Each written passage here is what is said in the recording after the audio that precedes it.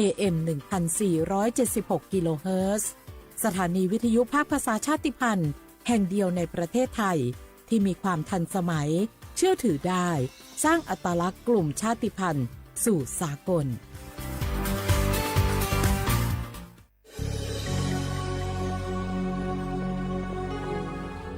เกิดเป็นคนไทยเติบโตบนผืนแผ่นดินไทยจงภูมิใจในความเป็นไทยชาติไทยเรานั้นนับเป็นชาติที่มีความเป็นมาเก่าแก่ยาวนานเรามีภาษาวัฒนธรรมและมีสิ่งต่างๆที่เป็นเอกลักษณ์ให้เราได้ภาคภูมิใจในความเป็นคนไทยเราควรเห็นคุณค่าและมีความรักชาติหวงแหนแผ่นดินอันเป็นมรดกของบรรพชน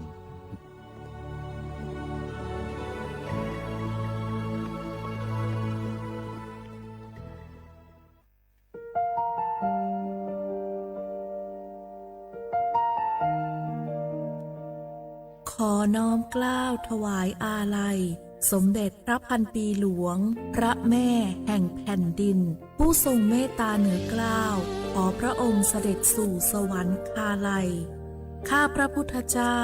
ข้าราชการและเจ้าหน้าที่สถานีวิทยุกระจายเสียงแห่งประเทศไทยจังหวัดเชียงใหม่กรมประชาสัมพันธ์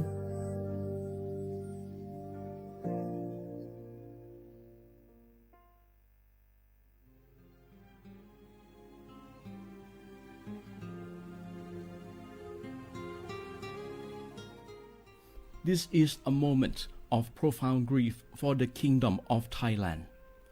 We, the collective voices of Radio Thailand Chiang Mai, join the Thai nation in mourning the passing of our beloved Queen Martha, Her Majesty Queen Sirikit. Her life was a testament to the unwavering service, grace, and deep love for the Thai people. Our humble condolences and thoughts are with His Majesty the King, the royal family, and all the Thai people during this deeply sorrowful time. We will remember her forever.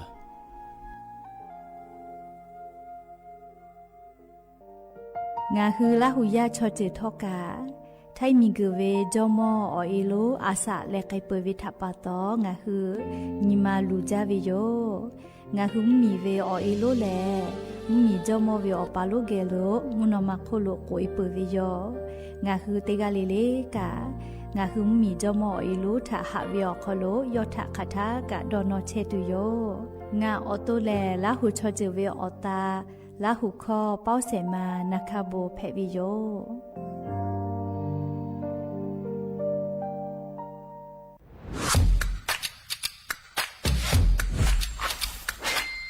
กลับมาแล้ววันนี้กับโครงการคนละครึ่ง plus รัฐออกครึ่งประชาชนออกครึ่งช่วยเศรษฐกิจไทยหมุนเวียนเติบโตถ้าเราช่วยกัน plus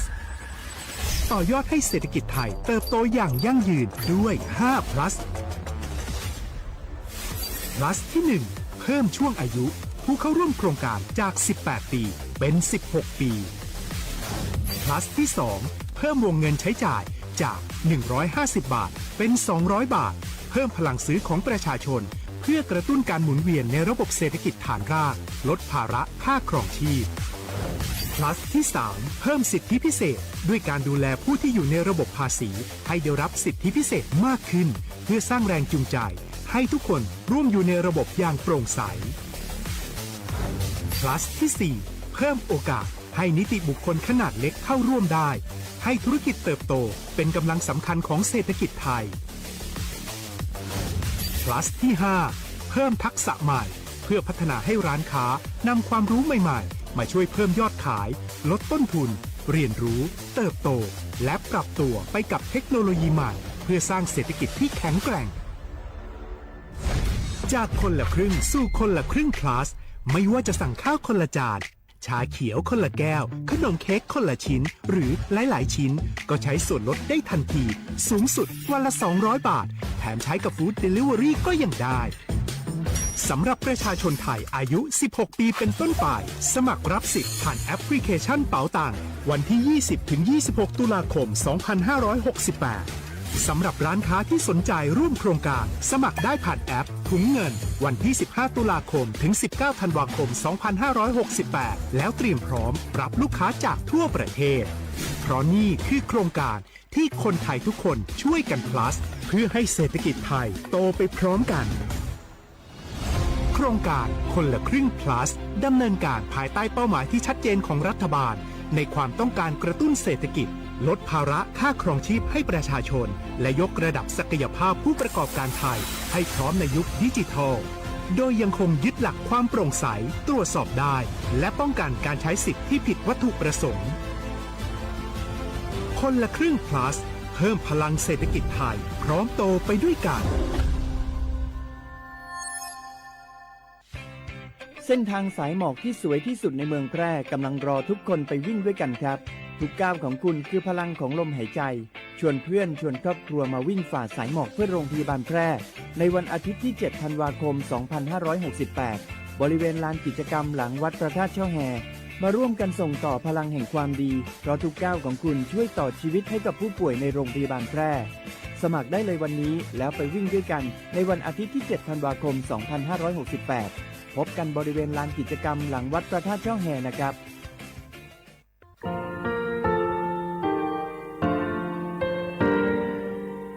งาคือมีติปิเพกาบิเชแลงาคือติกาติฉือแลติเลเพกาบิมาเฮยาค่างาคือชอยาออตุคโลกาติเชวิออคืออคาติผาคาชุโยอาชุโยวิโยกาคาเดติเลอติแกกาพุติลาวิทปาตองาคือชอยาอาสติกาวิโยงาคือออตุคโลออคืออคากาติเชวิเวอีเวมาโกติยาเลเลทอกาอายีเวคาชเวเพวิโยอลากวงาคืออตุคโลอคืออคากาติยายามาเตียลาบิลโกงาคือชอยาทอกาอาสติมากาวิคาชูงาคือมีติปิเพกาวิเจแลงาคือติมูติฉติเพเลอติกาเลเลอาชุโยเวอเวปุตาเวกันติภาคาเสติเกคาเดกากาติเชวิทัปาตองาคือมีติปิฉกิเพลากาวิโยเชแลงาคือไทจอมโคค่ะงาคือมียาถาตอกคอปิลาตาเวปุราเวติจะเสนีเสหปามัชหปานี่งาติจะออกขอทามัววิทยาลัยวิชาการศึกษาประสานมิตรกเวออคโลจากเกรทาไทจอมโคค่ะงาคือมียาถาปิยาลาตาเวตอกคอติพายโย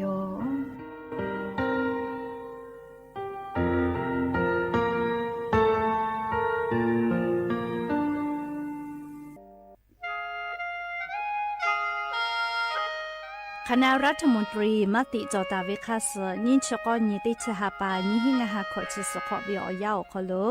มติจอเลจิชิตาวิคาสงาหุมมียาบะติวิพ่อปะหาจอเชเวงาคือไทยมีกขอเชอวิชอติภาทาบะติปีแต่กุเลจิชิตาวิคาสมีเวอเลี้ยวค่ามาตราติชสอคโลกุบตาเวงาคือมีอคโลชอตอชลุพ่อเวพระราชบัญญัตินิหิงาหันชนิขอคโลกุบตาวิคาส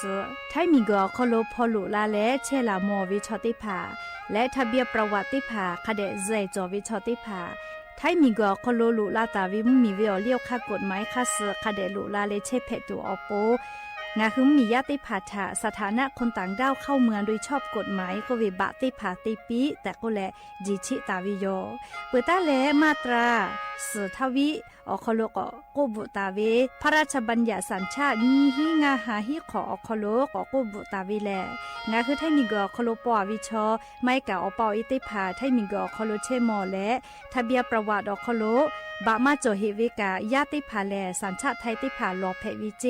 กุทีออติอคโลโลโกสำนักบริหารการทะเบียนกรมการปกครองออติอคโลกาจาจาดาเลกาจาลอยวิเจ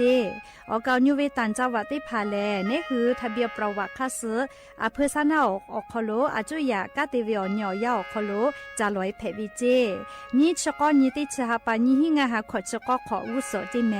เจกาลิงาคือไทยมีกอคโลมาติคอรมอนิชกอนีติชาปานิหิงาหาขอชสขออคโลจิชิตาเวคาสงาคือมียาบะติพามาจอเฮเวไม่เลกะบะมาจอกะไทยมีกอคโลเซเชเพตุเวบะติพาติปีแต่โกเลจิชิตาเวคาสติปอกอยู่เวลาเลนอลาวิโยแม่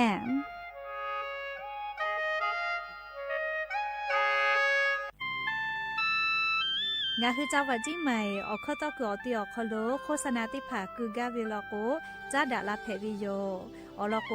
งาคือจิ้งใหม่ออกคอโลเวสถานีวิทยุกระจายเสียงแห่งประเทศไทยจังหวัดจิ้งใหม่แลออกข้อต่อเวสายาติผาสู่ไกเวกาวูจ้านอคือและโฆษณาติผาคือกาเวลโกจ้าดาคือโทรศัพท์นำบัตรแม่0 5 แซ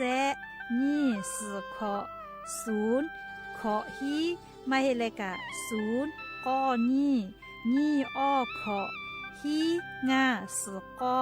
โทรศัพท์นำบัตรชเวทะจ้าดาและโฆษณาติผาคือลาเพวิโย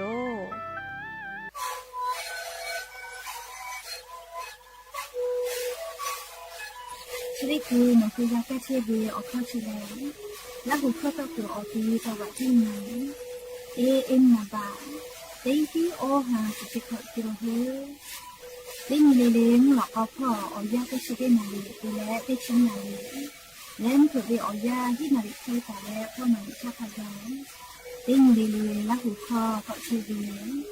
และงานและหูข้อก็เชื้อสมาหนูข้าโบเมดิโซ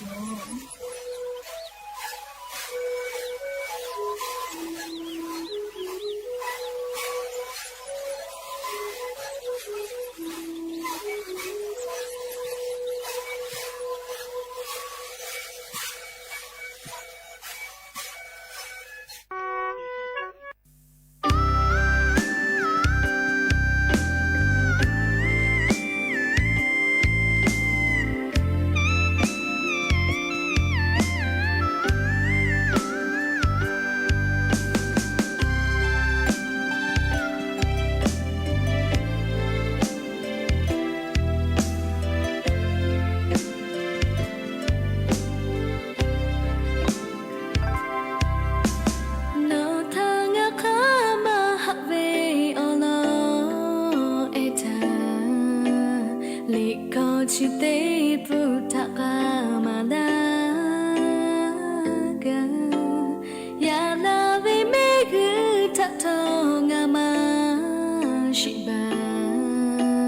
โนอบโอเลมละชโยงาคเลยามิเตยาหาเวทาหาเปเวช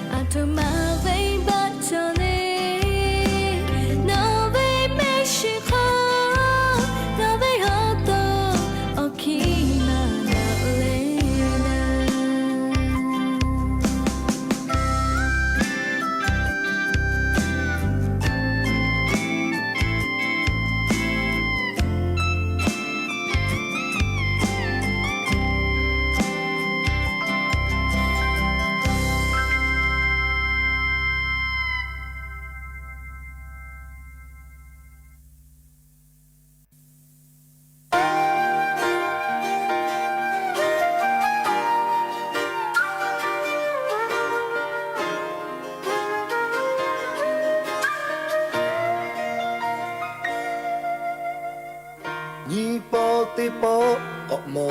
ดะทาโอทาคิลิมาฮิวทอกาชีไลตุโอทาเวโอยะปิพาชีเบปิโปโอเพกาจานิโปติโปโอโมดะทาโนทะงาเลเลมายาเชโอทาโอมาฮะตุเชเวมาชีชีเบติโปโตโมนา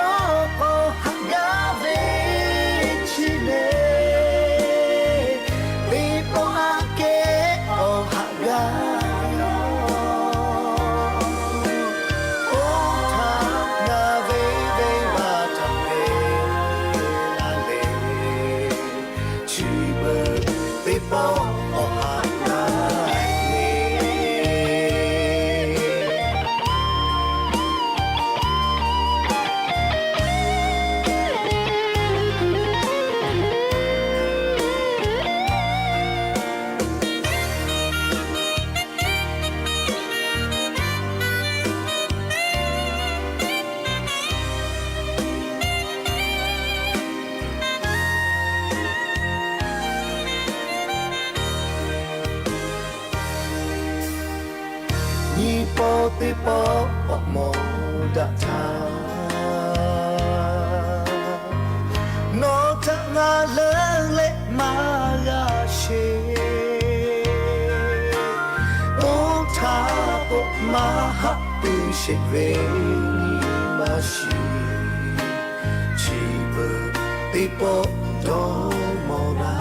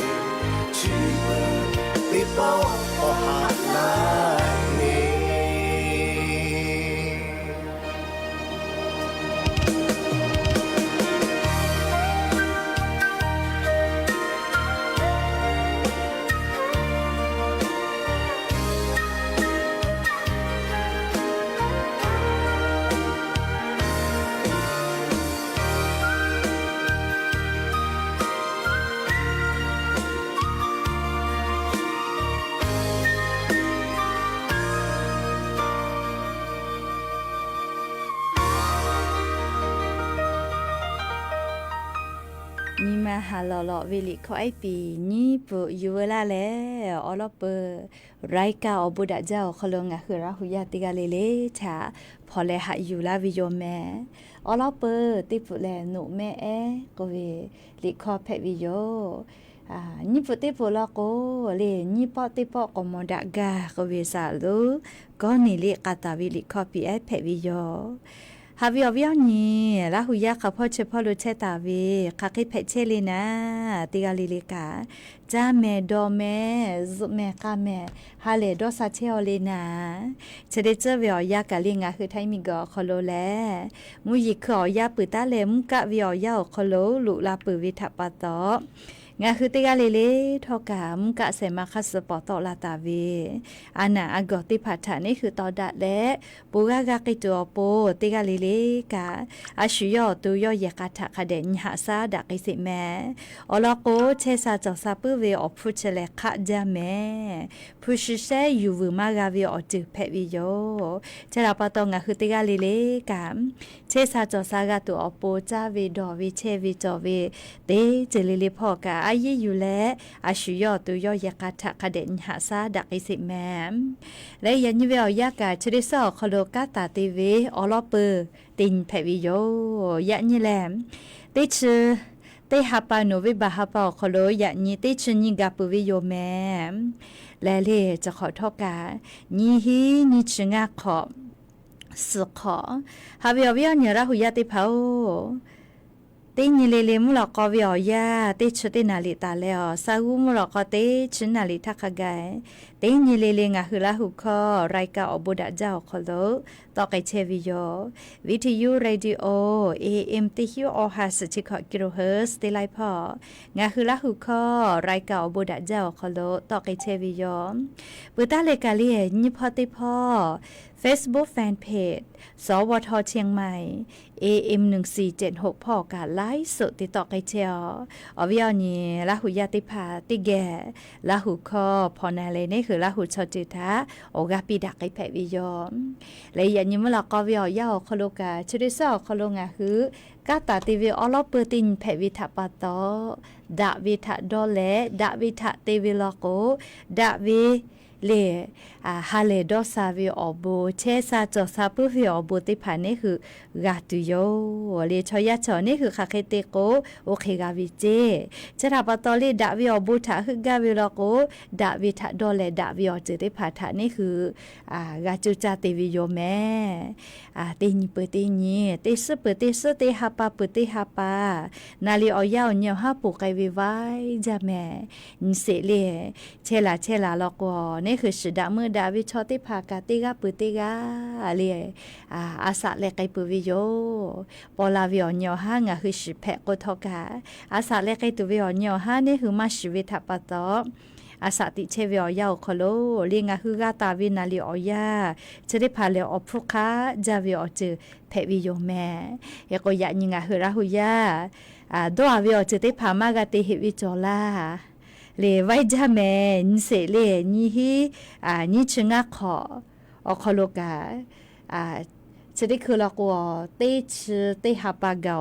เตหาปาพะเจติโลแม่ขอบเวลาโยไว้จาเลียวเนียวฮักกะขอบเวลาโยแม่ยก็งาคือราหุยาก็เวขอสกาลาก็เวบาเพดาเวนิมาดอค่ะเตข้าวอสกอตาวิอยาเกาก็เวนะเลชยากะเลมาติพิมาติยะมากุโยยะจอเวเลมานายะจอเวเลชอมาจอแม่เลติกาลิลิกะยะคือกายุคือติภาคาบิจอวิโยยก็งาคือติยะวิทยาธาเลนี่คือยะตาวิโยจิติภาธานี่คือกาดอชวิแม่กาลอคอปุเวเลลอคอปุเวนิมาจอเวนิมาเนวิจอเวชอติกาเลคาเกกาชูหะเวเลนิมาเวมุเวจอเวชอเลชูเกอเชหาวิแม่เลขก็ยะนี่กะงาคือราหุยาติกาเลกะดาวิทาดอเลดาวิทาเตวิลโกเลงาคือติกาลิลิกาดาวิอโบติภาทะกาตุโยแต่ก็แลยะนี่ชะดิซอคโลซึปตินีกาตาเตวิอคือปุตาเวเลกาเตวิกาอลอปตินเพวิทาปะตอลิงาคือราหุยาติกาเลโอกากากิตัวโปตอยอเลโอกาปีลาวิโยแมเฮก็ยะนิเวอยากายูเวลาเวสาตาติภาทอกาไลลอจอตาวิโยอวิญญาลาหุยาติภานิเสเลจะขอวิอยาคโลกางาคือไทมิกอคโลกาติขอเลเคโกแลจะได้คือแลอปุเลมาเดโกมาเชกาโกมาอยากให้จะขอเป้าไขเพเชเฮเลอวิญญาลาหุยาติภาจะขอเป้าแม่เลฮาปูเลกามากาเดเฮก็มา อาปุเลชมาตาวูเจเลจะขอเวียยาเลโซเชียลพ่องาฮือราหุยาลิบุตะเลอโกเวนะเลไขโกเวเลก็อาปุเลชมาตาวูเจเลอยากขมุยพามาช่วยวูကိုလေလေတေကလီပတာဝေကမောကမအလုံငါကကနာခွေလကမောခွေလာလေလေကျွေးကူရောဝေမဟေဇာတော့ဘူးပူကြလေဇာတော့ကိုပူကြအပူလေချမတာဝူချေလေရခမှုရီဖာမချွေဝကိုလေလေဘုကဝေကမောဝေကမလီအလိုချောရကဇာတော့ကိုပူကြတဲ့တဲ့ရောလေကိုကဝေချခပခေတော်မကလောကိုကဝေနာလေရခမှုရီပဲကိုကဝေယောလေခေကိုယာနီကလေးကြည့်ကြပါกรมอุตุนิยมวิทยาพ่อยุคือฉันแต่เนี่ยแล้วปีลาวิอลอซาตาถาอยู่เวลาแล้ววิอเนี่ยละหุยาติผัดถะทุมาลาไกติโยแม่อยากว่าอลอปติลอลิยาเซทาโกไกปุวิคาชิวมุชามุยิมกะมหอพ่อจาดาวิซาตาอลอติภาอยู่เวลาแล้วเรียอลอเปิงคือติแกกาดะเจดะไกติโยแม่อยากก็จี้จอปากกรมอุตุนิยมวิทยาพ่อยุคือฉันแต่นี่แหละอลอซาตาติภาปีลาไกตาวิคาเสนิเวตยาธานี่คือไทยมีกอคอโลอย่านี่ติชนี่ตาเลติชนี่นิเวอยาเชอคอโลแลไทยเหมียวนาติตอพ่อแลมุยก็ยอกเกลจิแม่เรียมุยย่ออย่าเราจิอย่าตาเลติชนี่เนี่ยค่ะไงเลติกาติติมุยอาจจะจัวเหจิแม่อยากขับปืนละกะดาวิโยเลอลอก็ไล่เกานะมุยละดูเวไล่กะก็เวจากึแต่เวจะเจาะจ้ามาเกาก็เลยจะขอออกามือลาเวียกะขี้เวก็เลยไล่กะดอหาเชเวอยากค่ะมาเกี่ยวล้อเลยยันตาเลติชนี่นิเวอยาเชอคอโลมุยก็ย่ออย่าลาแลติกาติติตัวก็อาจจะจัวเหเจเลมุยย่อละก็แลมุกะเสมาเลมุฮอกอมามุกะมุฮอกอมาติผามือหลูลาตุโยจิแม่ติชเซนตาเลติชขอนิเวอยาเชอคอโลให้ปามีกูพ่อเวมุกะมุฮอกอมามือเชเวลาแลงาคือแท้มีอนาติตอพ่อลุลุลาตุโยเจมามีเป้ากะเฮยแลแท้มีอนาติตอพ่อกะลุลาตุโยเจอยากค่ะไทยมีกอฮอติตอลาชื่อเอาไทยแล้วอาดามาพ่อแล้วก็มุยีลามาหิเจเลยก็มุกะวิอซาอุหภูมิติภายย่ออยากไกตุโยเจหรือแลกะคอมลอนักกอติแล้วก็เล่นตาแล้วอ้อองศาขะไกย่ออยากไกตุโยเจแม่เลแท้เหมียวนาติตอพ่อแลมุกะวิอยาแล้วก็เกาญัวแก้กอเลกะเว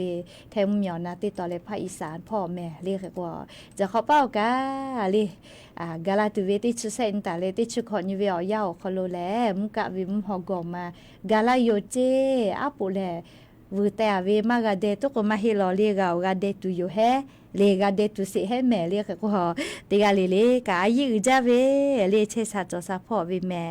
เจ้ายาติคือติยาจะเคติปีปาแล้วมุยเปือเลมุกะใส่มาลุลาลาวิทยาธา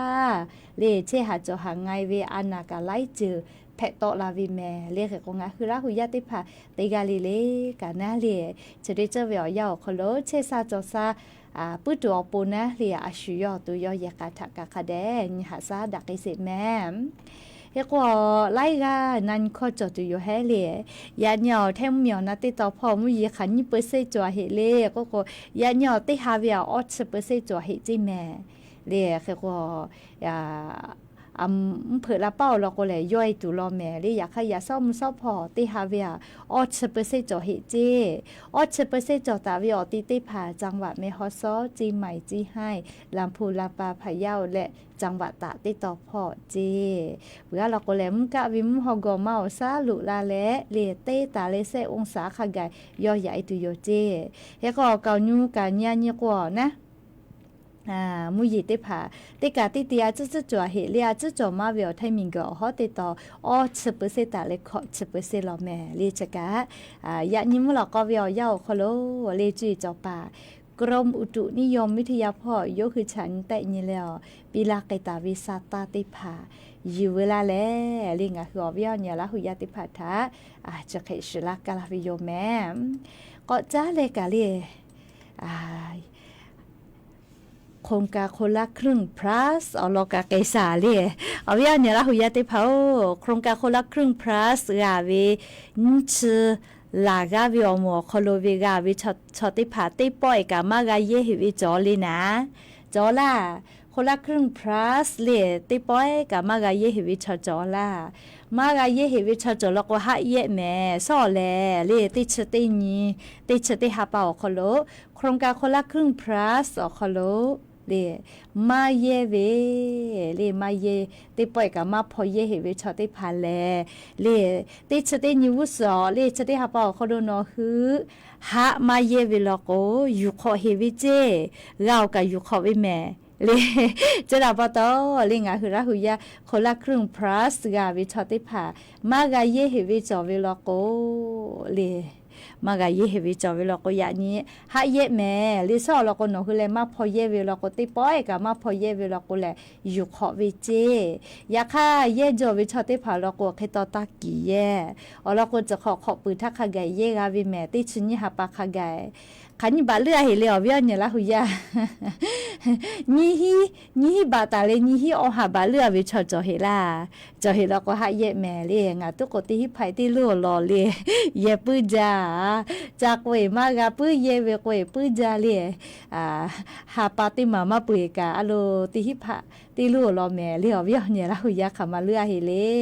ยก็จะกาเลอยู่เวลาแลงาหุระหุยาติพัทธะติปอกอนอลาวิติจือแพวิโยแม่ก็จ้าเลยกะติลอก็เกษาเลยจะได้คืองาคือไทยมีกอคโลกางาคือไทยจมอคัวค่ะติชกาติกาวิโอเอ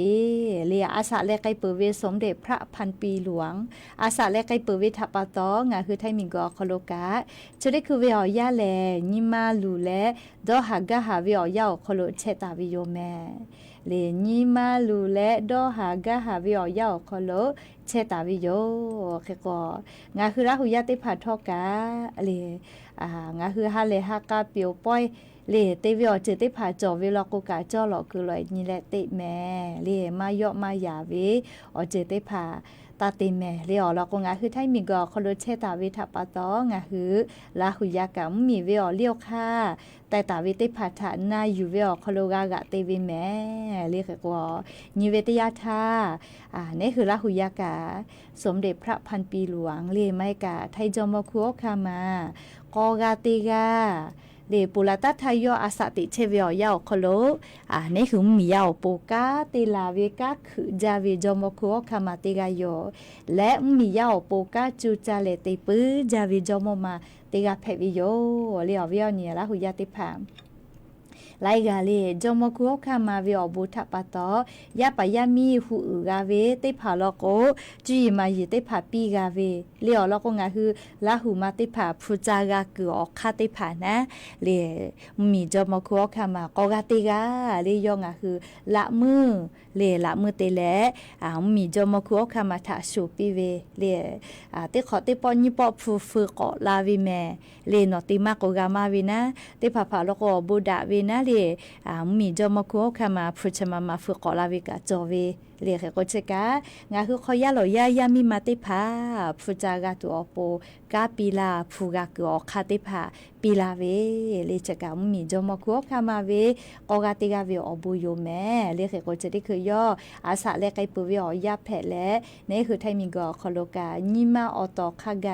ดอหากาหาญิมาลูเวอยาแผเวทัปปะตอเลญิเลมากือเวอเจติผาลโกตาเตแต่ก็แลเลงาคือละหุยาทายอยอยายาเวอคโลอลอจะได้ผาทอกาเตปอกอหนอลาวิโยแม่ฮาเวอเวอเนี่ยละหุยาติเผางาคือมีเวพรบแอลกอฮอล์ก็เวน่าเลียจืพอจ้าดาเวมีเวอเลี้ยวค่ากฎหมายติผาตาเยวิเจฮาปาซื้อฮีนีติชุติฮาปานีฮิงาหักขอจีขอเจาะคโลตาเยไกวิเจแม่คาเคโกเวเลโกโกเลจืฮอกือใส่ติผาคโลชูจืฮอเวอยาปูเวนะใส่หูวินาลียักษ์นอจืมือดอเล็กเตมือข้าปีเวลโกนอจืมือดอปานาลีมือดอปาติผาข้อพิจอวิเจเลชูใส่หูกันนอมัก ก็อีลาวินะเลชูเวอยาปูนะใส่หุยาเกายาขนมมาต่อยเลคติเมือเลจืมือดอวิลกูกับข้อพิจอวิจิแม่จะแลเลหาปัสฮีนีติชติหาปาจะขอเป่าตายแยกไกวิจิเลข้อพิเลไขเลก็เลจืวิดอปานะเลเมือเลมาต่อยเวเลตีมือบะมือวิจิวิผ่านะวิภาวิมานะชุนามาโซเลเฮเลอเลียวค่ะก็ไม่ออกโลจะแค่แต่วิจิแม่เลจืฮอกเกใส่ติผาหูวิอยากาเลหูกะนอใส่คอมาต่อยละเลคติติเมือเลจืมือดอลาวิลโกมีวิอเลียวค่ะกฎหมายอุปตาวิจอวิลอแม่เลมือเวเลตีมือบักขะเกมือแผวิเจจะแลเลหาปัสฮีนี่ติชติหาปาออกคโลตากไกวิเจเลจะกะอยู่เวลาแลเลงาคืออวิยเนี่ยละหุยาจะดอเวดอจอเวเลชอติผานะเลนี่คือตัวกามีวิอเลียวค่ะกฎหมายติผาถามากาติพิติยะตัวโปลิมมีวิอเลียวค่ะกฎหมายจะได้ดอบพรบแอลกอฮอล์ก็วิจเลหาปัสฮีนีติชติหาปาชอคโลตายแยกไกวิจิแต่ก็แลงาคืออวิยเนี่ยละหุยาติผาถะเกามาลาวิโยแม่ก็จ้าเลกาเลงาคือกังกาจ้าป่าชอติผายามีมายาฮูตาเวเลยาฮูและยาปอเวเลยยามีมาชอยาฮูยาปอเวยามีมากายโยเลหามาเตเลอขับชอยามาฮูปื้อเลยามาปอปื้อยาฮูยาปอวิชอยามีมาวิกาเพวิทัปตอนะเลียอลอซาตาจะได้รอคโลนิเวตยาธางาฮือยามีมาติผานาเลกาติจาเชเวยาฮูและเลยาฮูแล้วยาปอเวนะเลยาฮูและยาปอเวออยาคโลเลงาฮือยามีมาติผานะเลกาโลเจกาวิจิแม่เลเตหันชุนีกาโลเจกาวิเจเตหันชุญอคโลกาโลเจเชเวอยาคโลกาเลงาฮืองาคือฮาปาฟุคาเบียกาเพวิเจเชลงาคือมีเวอเลียวค่ะกฎหมายออกคโลโกตาเวเลยามีมายาฮูและยาปอเวอยาคโลเลยาเอเตผากาโลเจเวเลเตฮานิชนีโลเจเพวิเจเชลกังกาจาเวอเลียวค่ะกฎหมายออกคโลงาคือยามีมายาฮูยาปอเวอยาคโลปิลาตาเวเลยาฮัวทาโลเจเวไม่แม่เลยยามีมายาฮัวเวยาปอยาปอทาโกลุนามติผานาใหญ่ละยาฮัวกะติหันชนิโลเจกาเวเจก็เลยมาเฮโอเลยก็มาให้แม่เลยยาปอเวอยาคโลเลยยาปอเวติยาทาติหันชนิเลงาคือยามีมากะกะจาเชเวกาเจเพวิเจคเตเลฮาปาฟุคาเบียกาวิเจติหันชนิคโลเลยอลก็งาคือยามีมายาปอเวติยาทาเลยยาจูกาตอเวเลยก็ยาปอเวลาโกกาเลงาคือฮาปากาเชเวนะเลยยาปอเวอคโลกาตุกันยหาซาเวโกโลนะเลยก็อพ่อกะเลยอพ่อเจคู่สมรสก็เวชอพ่อหน้าเลยยาวปานะติชงานยิกาโลเจตุเวอคอจอวิเจเชกาลิมมีเวอเลียวค่ากฎหมายกากะจาวิพอปิลาตาวิฮาปาฟุคาบีกาเวเลอพ่อกะมีมายาปอทากันยหาซาจอวิทัปตอติชงานยิกาโลเจเพวิเจยามีมายาปอลโกติหันชนิโลเจกาวินะยาขยาวปาลโกติชงานยิโลเจกาวิเจเจเวอเนียยาชอคโลเลฮาปาฟุคาบีกาเพวิเจเลฮาปาฟุคาเบียกาปีวิเจแม่เลขกงาคือราหุยาติผาทอกะนะเลกากาจาเชวิชอติผายาปอวิลโกลิชมมีเวอเลียวข้างคือการกาจาปาติผาถะปิลาวินะกาโลเจเพวิเจติหันชนิกาวิเจอพอลโกติชงานิกาวิเจแต่ก็เลยชะกาการกาจาวิพ่อเลมีเวอเลียวข้ากฎหมายออกคโลแต่ตาวิติภางาคือกังกาจาปะชอติภากาคือกาจอวิอเจติภาเพวิโยแต่ก็แลเลียววิอเนี่ยลาหุยาติภาทาอลอซาตาชติภายูเวลาแลจะเคเกามาลาวิโยแม่ก็ปุตตะเลกาเลียววิอเนี่ยลาหุยาติภากายะก็เลจิใหม่ติเลลาเป่าใหญ่เวขุนตานก็เวติต่อโจก็มาเกตากิยะใหญ่เวอันนี้เวอยำเผลาเป่าเจก็มาลุแม่ลุเลกุเทียวเว ชอกะเซชกะพะจ้าเวลอเลเซชกะพะนาวิจิแม่จวกคุณตานพ่อลูกแม่ฟุใบวิเจชอนาเวเลอบุดาเฮชอสตกมักโกหมอเลอยากให้ชอนาวิจิแม่เลจิมาติแลละเป้าใหญ่วิอยากก็ติจะนาลิจอดอยคุณตานก็วินะอยากก็มุยีลาวิอยาคโลลีอยากก็เกาะคือเกตาเกยะแพเวลาก็เรียกหมอทอกะกะวิกะเคตตตากะเกปีเลียเย่กะแม่กะเกจาวิกะมาดาเลอยากก็ฮักกะอยากก็ลีเวบริกะอยู่เฮจักอตีจอละก็คาเจอยู่เวลาก็กะฟุใบลาเวแต่ก็แลงะคือหมอทอกะเยวิชอติภากะสติตากะปุตัวปูนะเลอลอสตาจะได้ภากะอยู่เวลาแลงะคืออเวียวเนี่ยละหุยติภาทะเกามาลาวิโยแม่ก็จ้าเลกะเลอเวียวเนี่ยละหุยติภาจะได้คือเวียวยาวคโลแลเลงะคือยายดูเอติภาลิฮิจอเยเลรัฐที่ก็จะวิอยากาลาวิโยเรียกก็จะกะลิฮิจอเยเวเลโรงเรียนดาราวิทยาลัยเลมูลนิธิแห่งสภาคิจักในประเทศไทยออกคโลเวลิฮิจอเยเลโรงเรียนดาราวิทยาลัยงะยะไปเกากะฮิเชวิโยเลเฮก็ยกลิกาลาตาวิโยเลงะคือข้อตอเกซานาออกคโลลิติกาลาตาวิโยวุสพอเนี่ยขอเป้าเลยายยะเนลิฮิยาอสุติปก็พอหาอยู่เวแต่ก็แลลิซาตาติกาลาตาวิโยเรียกว่าอลอชริภากาทุลากาวิโยแม่ลิฮิเจเยโรงเรียนดาราวิทยาลัยอคโลปีการศึกษานี่หิงาหาขอชก็ขอเนี่ยขอเป้าย่าเนลิฮิยาสติภากพอหาอยู่ตุโยเจเรียกก็พอหาอยู่ลาวิอย่าแลปุลาตาวินิชอนี่ก็หาปาตาเวลาแลติชอนี่ติชติหาปาวิอย่าอคโลพอเลลาสมาเชวิเจยาอนุบาลตาแลเลม.1 เลม.4เสมูจอวิลอแม่เลมอนุบาลเลปฐมเลม.1ม.4 นะเลติชอนีติชติหาปาอยาเชอคโลพอเลลาสมาวิเจเลสมาพุติกาเวียงะหาบะจิแม่เฮโกลิฮิวิกาโปรแกรมไลยาจอวิลอเลเฮโกงะคือลาหุยาติภายะปะยามีลิฮิจอเยดาราวิทยาลัยอคโลจะสมาแล้วฮิจกาเวลาโกเลจัดคือลิฮิจอยเวโรงเรียนดาราวิทยาลัยอคโลเวเบอร์โทรศัพท์นำบะแม่เล053-241-039 050ออเต0แซกอเลเบอร์โทรศัพท์จวิธาโนหุทกและจัดเพวิโยแต่ก็แลลิฮิจอยโรงเรียนดาราวิทยาลัยอคโลกะในขอเป่ายาไอติผาอนุบาลเลป.1เตเลม.1 ม.4 เลยย้ายหลียาวสติภาก็พอหาอยู่เวเจเลยยันตาเลติชอนีติชติหาปากขไก่พอหาอยู่เวเจแต่ก็แลงาคือละหุยาติภาถาอลอซาตาติภาปีลาวิโยแม่ก็จ้าเลติลอก็ไกสาเลยันนิกาสาตาอยู่เวลาตาเวลายรอจอตาวิทัปตอเลียวเวียวนี่ละหุยาติภากาตะลาเลโอ้ยากกับเวลาอยู่รอติหินหากาเชียรอเสหากาลอเมลี Facebook ไลฟ์สดพอตาลาวิติกาติหิเสหากาลอเลียวบูจาลีกากดไลค์กดแชร์แล้วออกาปิลาเชเวงะคือราหุยาติภากะก็จะเลติลอก็ไปสาลีออยา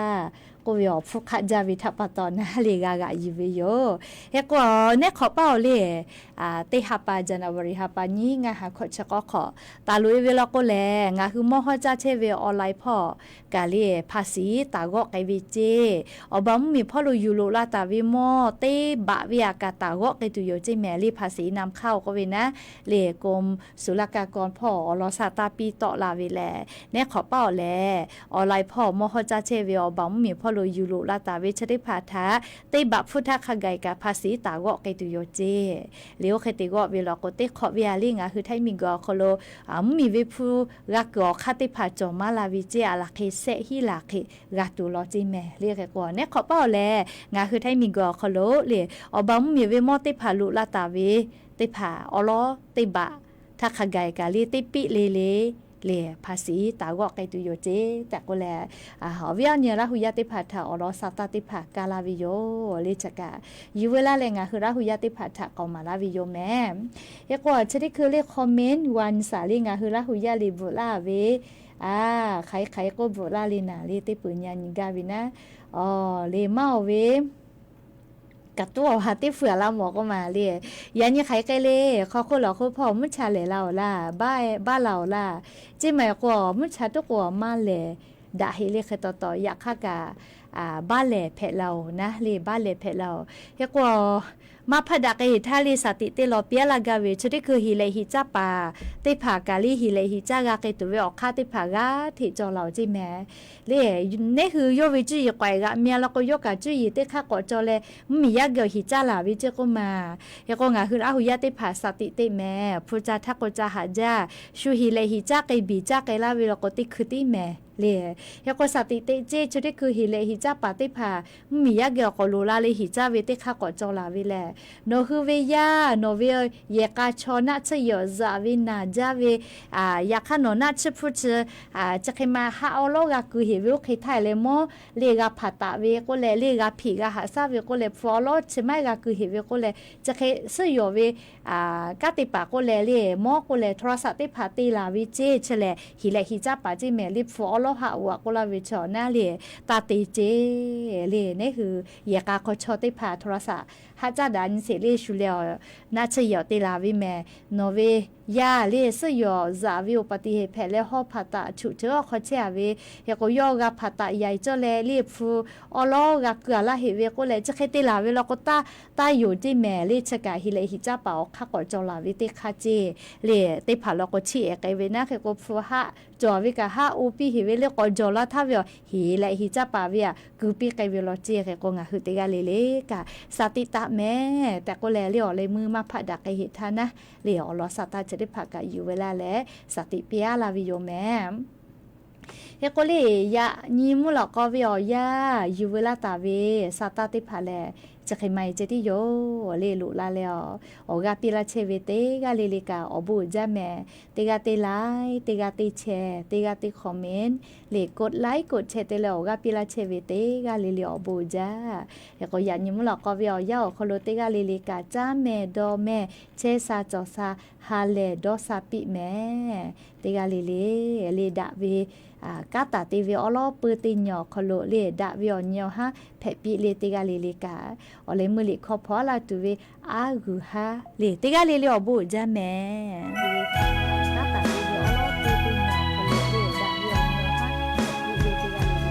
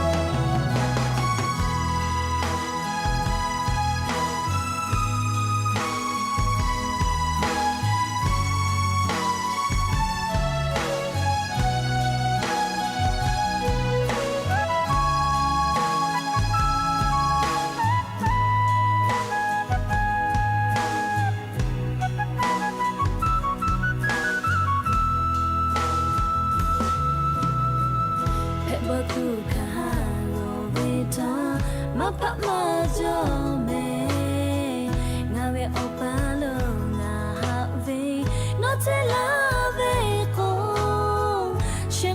ta ho ve su ve ta va ku ta ma ve mu ho lo ve a gu ha be ta la